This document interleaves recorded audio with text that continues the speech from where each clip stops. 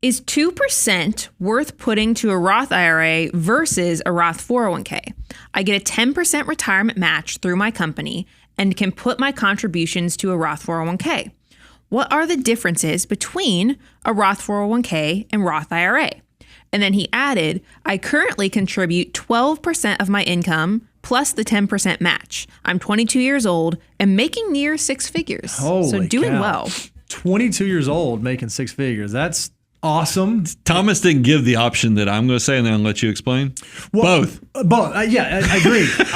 Especially if you're 22 making near six figures, you got a high income and hopefully not a lot of high expenses, and so you have some margin there. I want to zone in on kind of the middle of the question, because this is what I think the crux of your question is.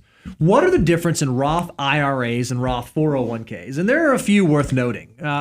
The most notable of which I think is with a Roth 401k, you can just put a whole lot more money in there. Roth 401ks, you can take all the way up to $23,500 this year. Your salary deferral can be all Roth. With a Roth IRA, you can only do $7,000 a year. So if you're just trying to sock away the most amount of money, 401k is going to allow you to do that. The other big benefit with a Roth 401k relative to a Roth IRA is that Roth 401ks have no income limit. So you could make $1 million a year and you could still put all $23,500 into your Roth 401k. Once you make over a certain threshold as either a single individual or as a married filing jointly individual, you can't contribute to a Roth IRA anymore, at least not directly. You'd have to do a backdoor. So there are some benefits that the Roth 401k might pose over the Roth IRA. However, there are some benefits that the Roth IRA have over the 401k. Well, that's what I think you do. I can't believe we've made it into like the fifth or sixth question, and this is the first time we've said the financial order of operations will lead you the way, is because you said something very key there, Thomas.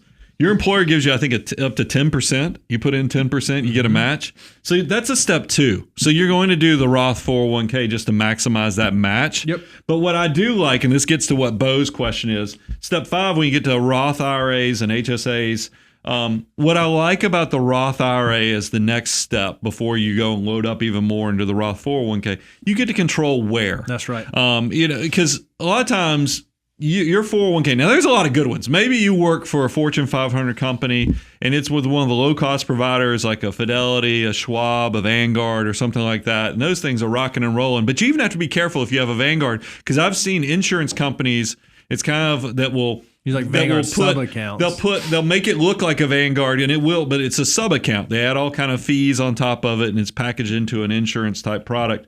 So you have to dial it down, look at those internal expenses to figure out. Whereas when the Roth IRA, you control it all. I mean, you get to say, hey, I want the low cost option. I don't have to worry about how my employer chose the 401k provider. I don't have to worry about the fees that might be in that 401k. I'll just go do this low cost Roth IRA.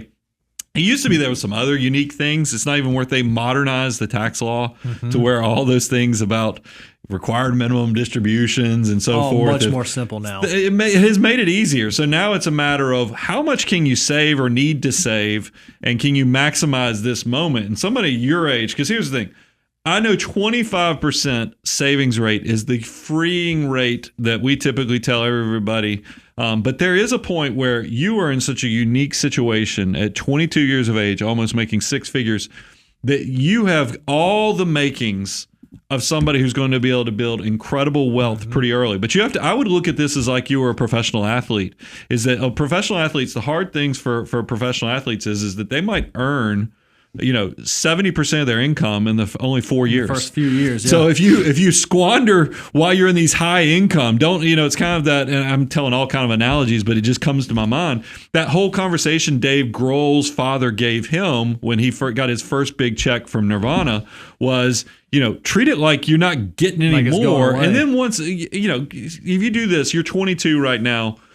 By the time you get to your 30s, you're going to know your die is cast. Okay, now I can do like the know your number course or something to figure out if I'm ahead of the curve, behind the curve, or right where I'm supposed to be. But when you're right at the beginning of the journey and you have a high income, it's important that you try to get your critical mass built up, a base level of assets, so that it just the money, your army of dollar bills, can start working for you as much as possible. I think sometimes people start young. But by the way, that's not to, I'm like, consider me your coach. I'm the one you could get, you could probably bench press by yourself a certain weight, but if I'm over you, spotting you and making you do better, you will be stronger, you'll be faster, you'll be able to do this so much more. So that's the only reason I'm putting this extra pressure on you, is to make you better. You're already crushing it in a lot of ways.